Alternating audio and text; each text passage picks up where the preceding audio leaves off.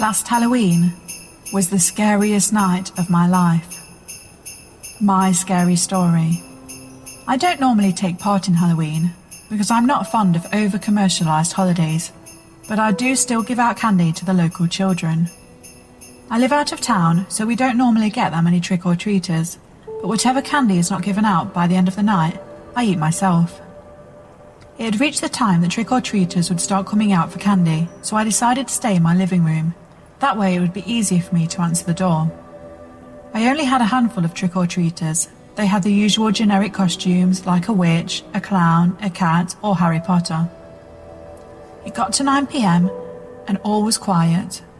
I closed my curtains and dimmed my lights, as at that time I didn't expect to get any more trick-or-treaters, especially as I was on the outskirts of town.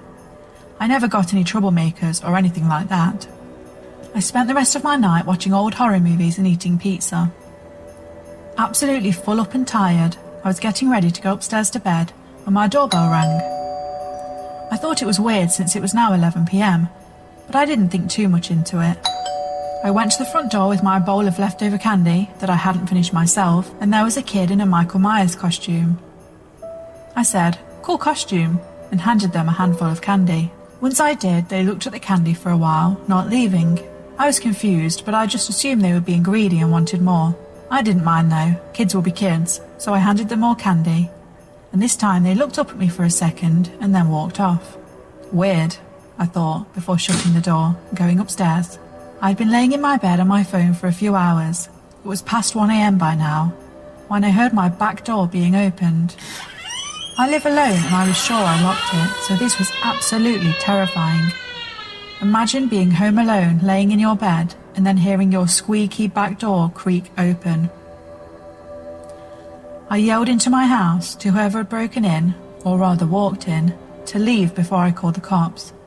I got no answer, of course, but I never heard anyone leave either. That was the moment I heard a nightmarish laugh. It echoed throughout the whole house. I ran into my bathroom, it being the only door in my house with a lock. As soon as I was in there, I locked the door, and I heard loud footsteps coming up the stairs and stop right outside the bathroom door. They started banging really hard on the door, and then I heard them scratching at the door with what I thought had to be a knife. I screamed at them that I was on the phone with the cops and they'd better leave before they got here.